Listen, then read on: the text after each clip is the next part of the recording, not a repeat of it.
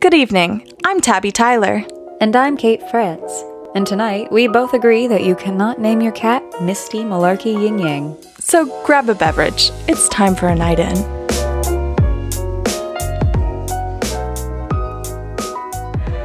Alright, Joe Biden posted something on Instagram a week or so ago, and it really upset me. Was it that stupid thing about him holding a fly swatter and saying Donald Trump really bugs me? No, but that is really dumb and also dumb. Frustrating. No, it's the one where he's sitting there with what I assume is his dog, and the caption reads, "Some Americans celebrate hashtag National Cat Day. Some celebrate hashtag National Dog Day. President Trump celebrates neither. It says a lot. It's time we put a pet back in the White House." I hate that so much. And it's not that I hate pets. It's just, I hate how aggressive Joe Biden reads. His entire Instagram is like this. And I get why some poor intern posted this. The animal angle is huge. Studies have been published over the last 5 years that indicate that people, A, are more sympathetic to animals over people, and B, distrust people who don't like or aren't comfortable around animals. And it's not just Joe Biden who's pushing this.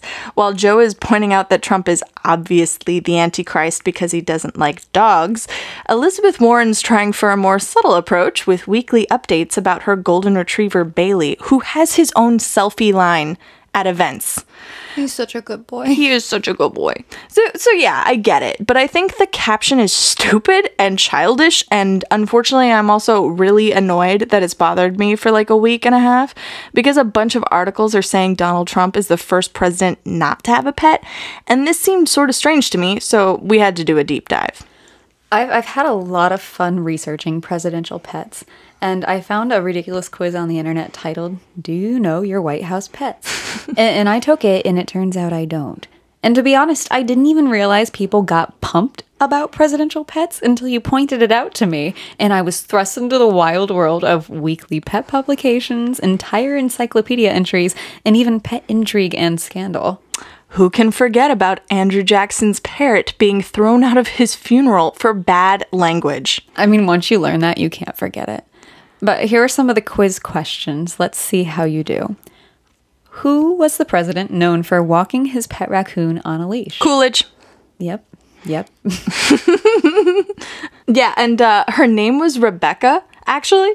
They had two, Rebecca and Reuben. Rebecca was supposed to be Thanksgiving dinner, but the Coolidges fell in love with her and kept her as a pet instead.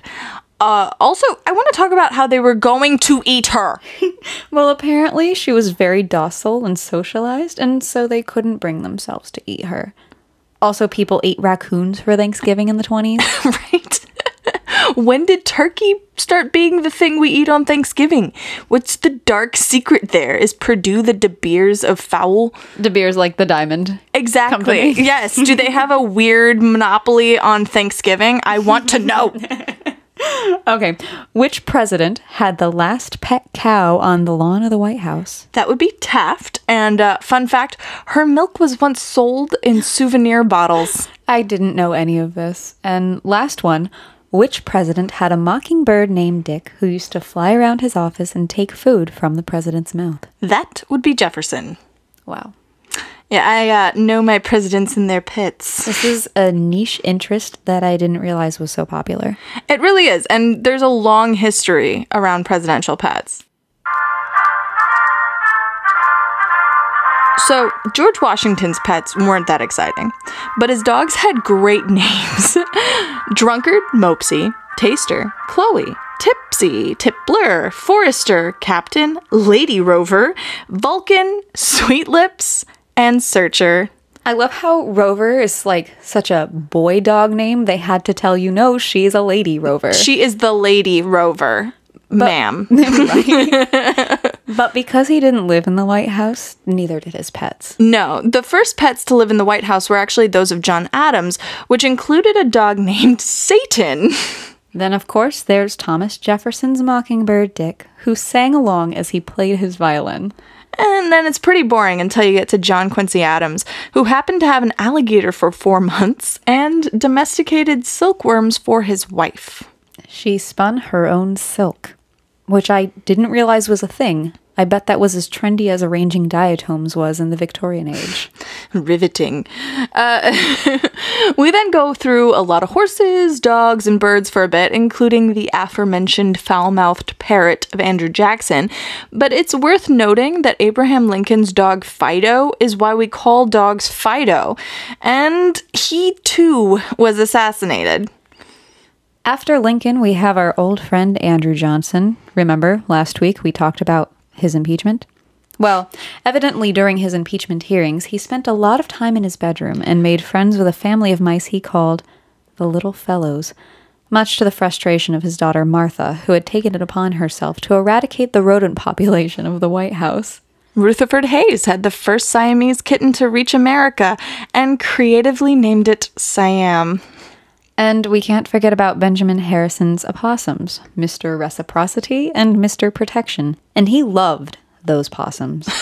They were allowed to just run around the White House, and there's pictures of him holding them on his shoulders. They're so majestic. I know. And so ugly. They are.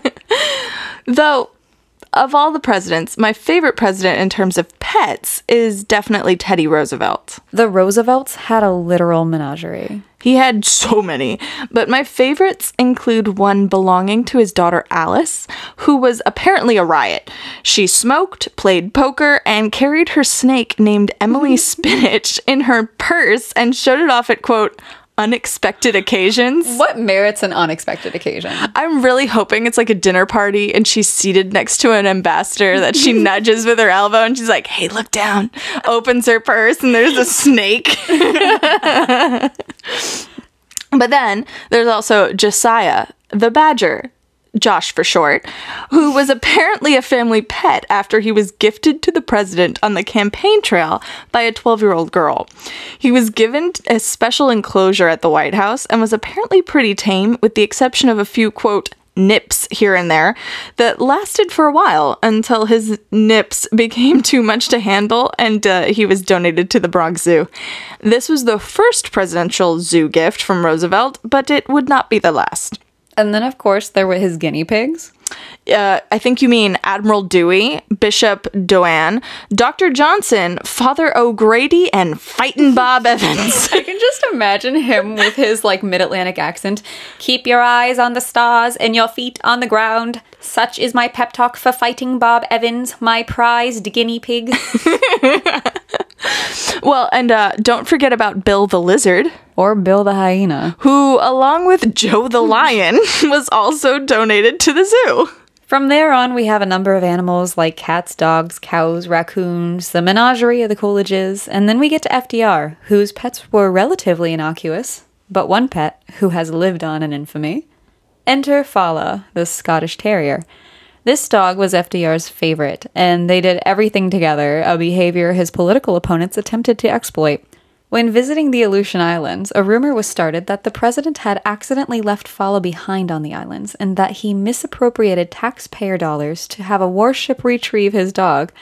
Obviously, the story was fabricated for political gain, and FDR denied it with a speech that would make the annals of political history.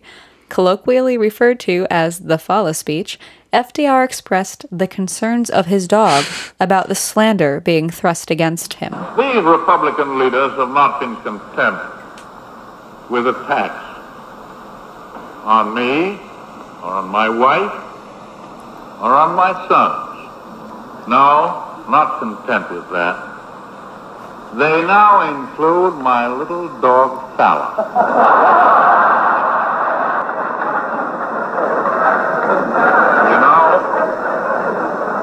Fala's Scotch.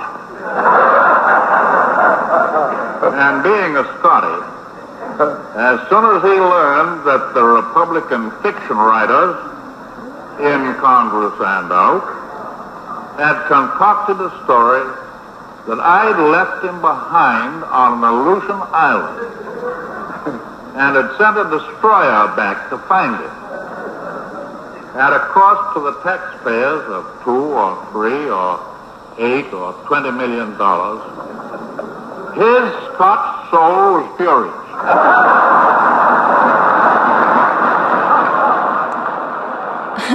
Fala is Scotch, and his Scotch soul was furious.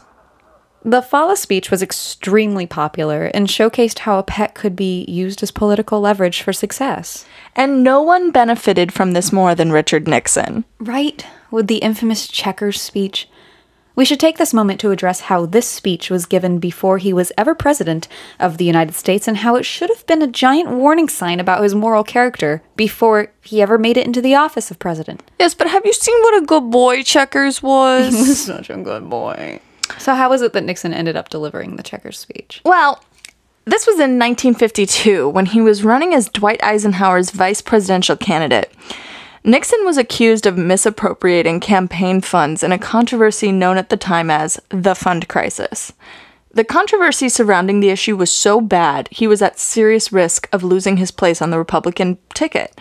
So, to gain control of a political narrative that was fast slipping out of his grasp, he flew to Los Angeles and delivered his speech, which was received by the largest television audience in history at the time.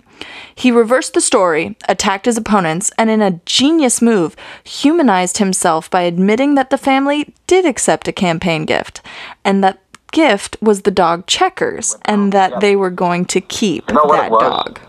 It was a little Cocker Spaniel dog in a crate that he'd sent all the way from Texas. Black and white, spotted. And our little girl Tricia, the 6-year-old, named it Checkers. And you know, the kids, like all kids, love the dog. And I just want to say this right now, that regardless of what they say about it, we're going to keep him.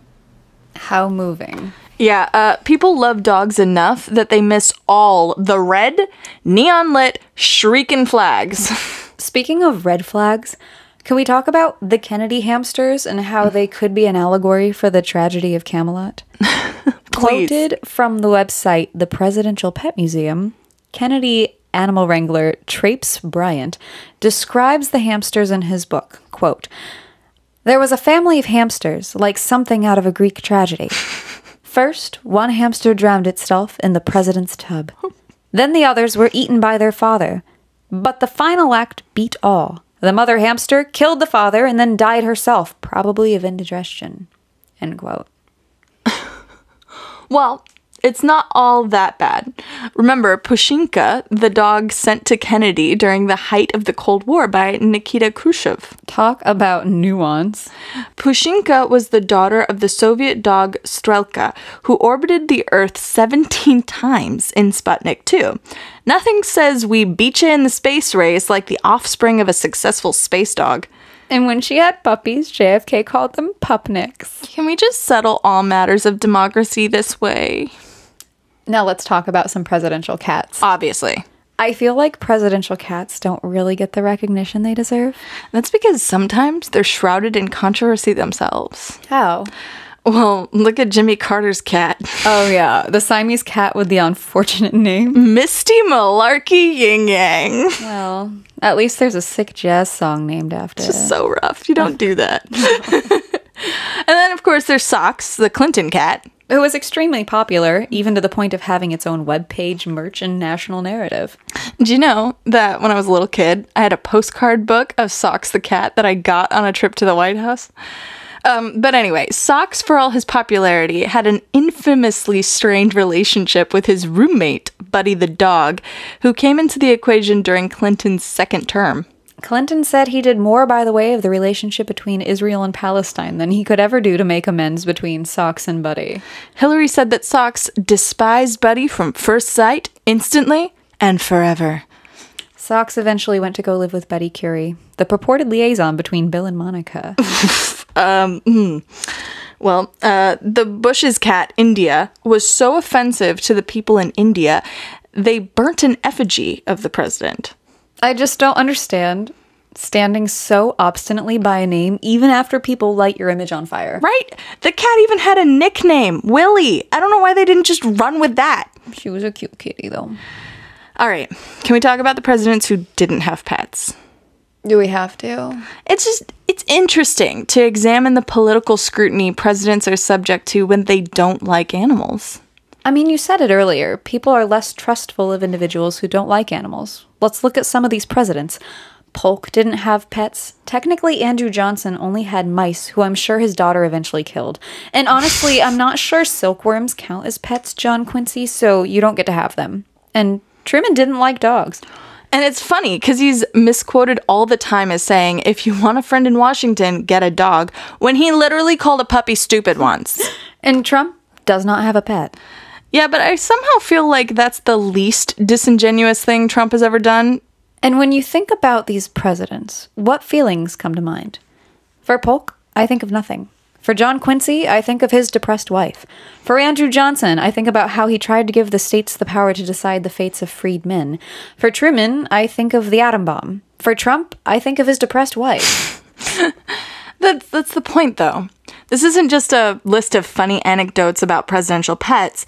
It's about the narratives we create, for better or worse, about these sometimes legendary men based on what public face we're shown.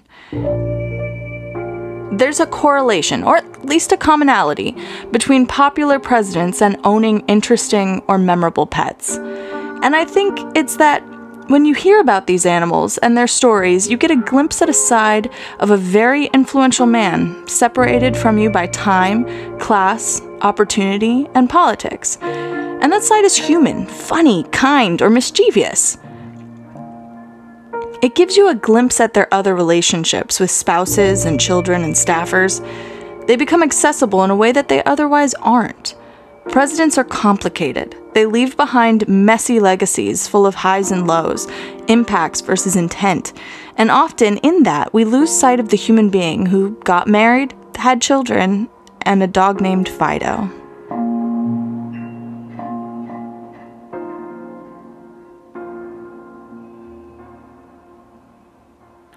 We want to thank you again for tuning in every week. Be sure to follow us on Instagram and Twitter at Tyler and France. FRANTZ. And let us know, who's the presidential pet that you liked the most?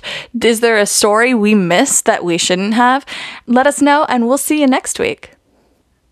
Hey, you know Joe Biden posted that picture of him and his dog on National Cat Day? What an asshole.